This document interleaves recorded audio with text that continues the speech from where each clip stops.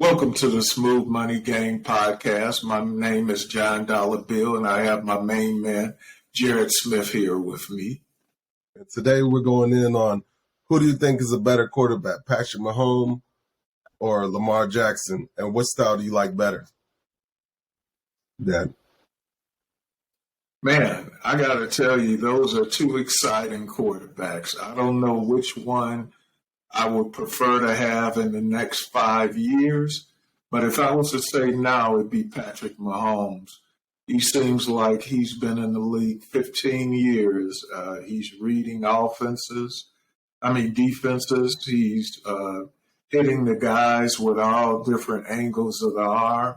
And he's even running. I saw him the other day run for 20 yards.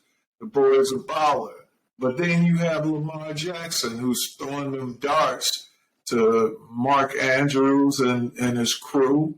And he's also running past people like lightning, And so you really can't say, man. I can't say. I'm confused when I see those two play, when I know that there's no lead that can't be caught. What do you say, man? If I'm picking a team and everything's equal, I'd have to go with Lamar Jackson. I know Patrick Mahomes has more accolades. He's a great quarterback. He has more sometimes prototypical skills. But I think what you're getting at with Lamar Jackson is something out of the box. I think out of the box type players change the way the game is played, and they take it to another extreme. And obviously Patrick Mahomes has taken it to another level. But I think Lamar Jackson has taken it to even another level. You're talking about a quarterback with a rifle arm who's pretty accurate, getting better at the accuracy department, and can read a defense, and can run like a running back, and might be the fastest player on the team. He just checks so many boxes. I feel like if you put Lamar Jackson on a losing team, they're automatically going to win. I don't necessarily know that's true about Patrick Mahomes. I wouldn't say he wouldn't. But Patrick Mahomes already took over a playoff team, and he just pushed it to the next level. But Lamar Jackson, when he took over, they weren't really a playoff team. They were in some years and then out some other years. But now they seem a little bit more consistent with Lamar Jackson behind center, so I would go with Lamar.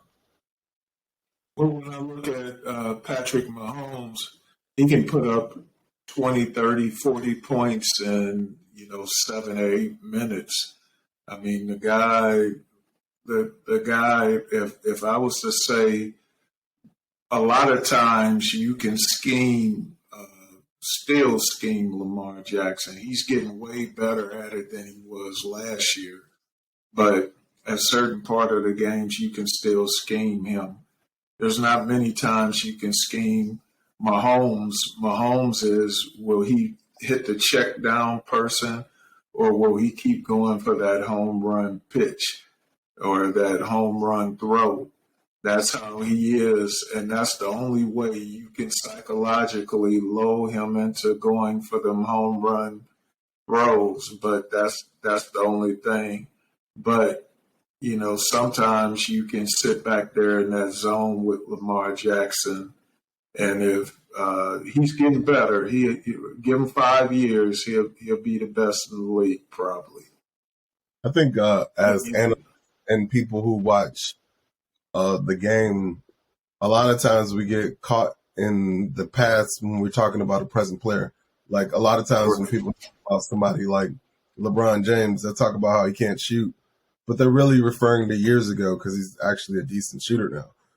And I feel like it's kind of the same thing with Lamar Jackson. This year he's been tearing teams up, and it's like if teams have all the tape that they can get on Lamar Jackson, but he's still showing up and showing out, that means there is no scheme for him.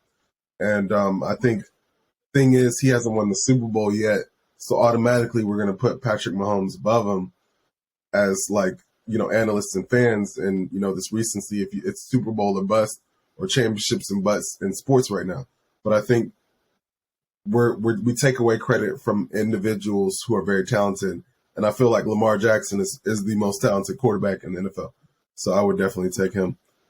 But that leads me into the next subject. we were just talking about the quarterbacks. Who would you pick if you had the choice between Mark Andrews and Travis Kelce? I would pick Mr. Swag himself, Travis Kelce. That boy is a baller. He probably runs. He's probably one of the most elusive tight ends in the game right now.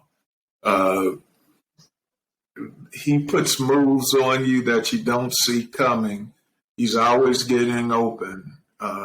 He's always bailing Mahomes out. Mahomes is always his eyes are downfield, and when you have a tight end like that, they may not have the greatest players on their team, but Mahomes keeps everybody in the game, and Travis Kelce is his bailout. So when you have to guard Travis Kelce with your safeties and your linebackers can't keep up with him, and your defensive backs, they're having problems with how he outmuscles them, and still he's running past a lot of them. So the man's a baller.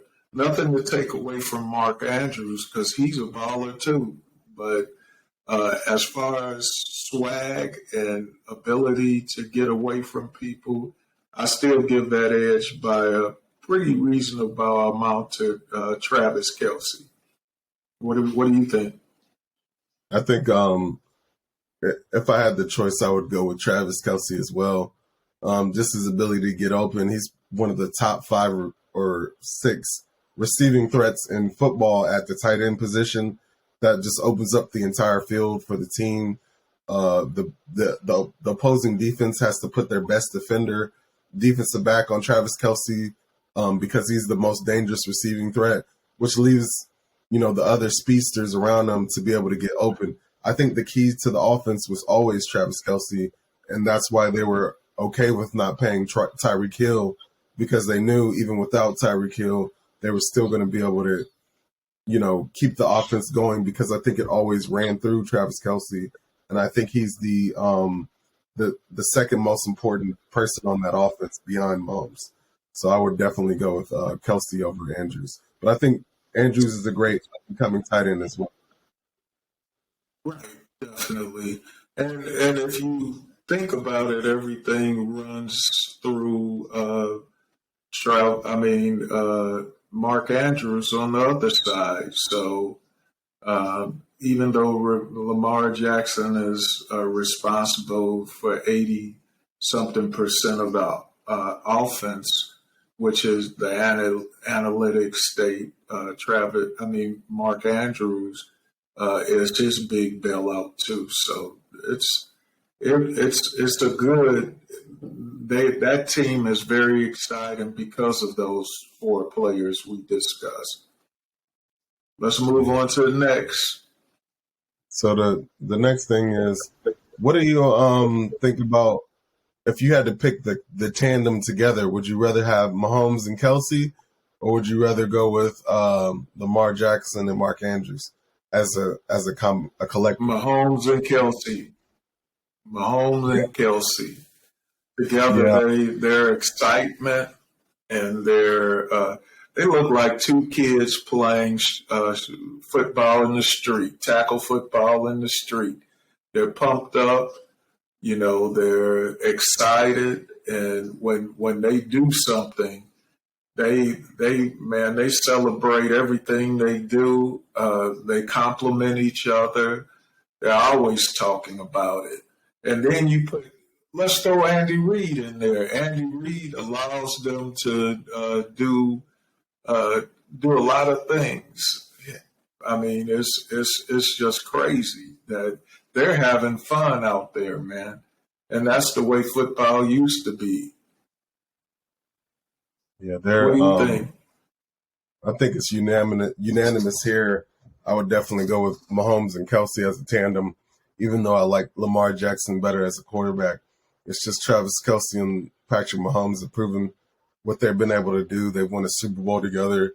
They're one of the best tandems in football, hands down.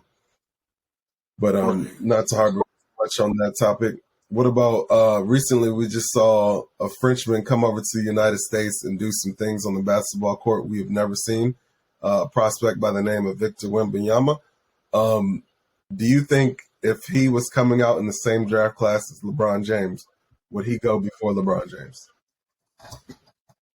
And this guy is something else. Without a doubt, with his height, he's putting up double doubles, and he's making it look easy. He has a jump shot. You know, he's looking Durant on his jump shot. He's dunking over people. He's playing big ball game in every aspect. You know, he's really doing it, and plus the height too. Just think if you had Tim Duncan, Kevin Durant, and the boys, all of them put together, and LeBron, and he might not be as strong as LeBron yet. LeBron, with his workout, is probably one of the strongest or one of the top 10 strongest in the NBA right now. But this boy hadn't even made it to the NBA, and he's putting up better numbers than everybody has in the past. So I think he's the man right now to look. Probably, like you said, the greatest prospect ever to come out of high school. Or not high school, but to potentially be coming into the NBA in the next couple of years, I'll say. What do you think? To me, he looks like the greatest basketball prospect I've ever seen. You know, at first hearing about him, I thought it was fake.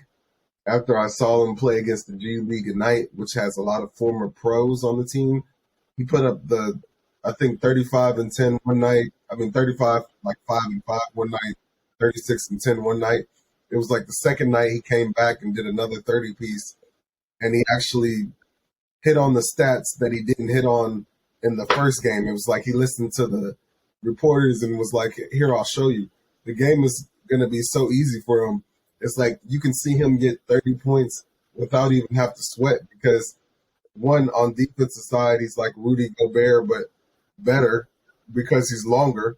Then on the offensive side, you're talking about Karl Anthony Towns, Kevin Durant, and he has an amazing jump shot. I think he went 7 for 11 from 3 in one of those games. We're talking about, you know, a creative player on NBA 2K when NBA superstars are looking like, yeah, that guy's going to be good. It almost seems like he's putting fear into people already. He's going to be one of the greatest players to ever play the game if he stays healthy. I agree with you there. He showed me something. Definitely, his jump shot, even his turnaround jumper looks good. And he looks like he has the heart, too. It looks like he has the heart. People, not too many people get that alpha in them, or they overdo it. But in every phase of the game, he looks to be solid at this time.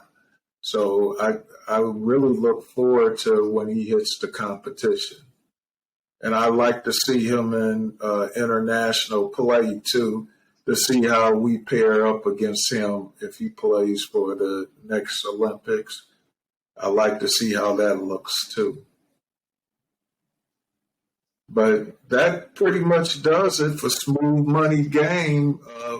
We talked about all the things that you want to hear about, and we put them in perspective so that y'all can see where we're going with it. What do you think, man? It was another great episode talking about your top prospects and top NFL news. You know, if you want to get your sport news, you know where to come. Smooth Money Game. Smooth Money Game.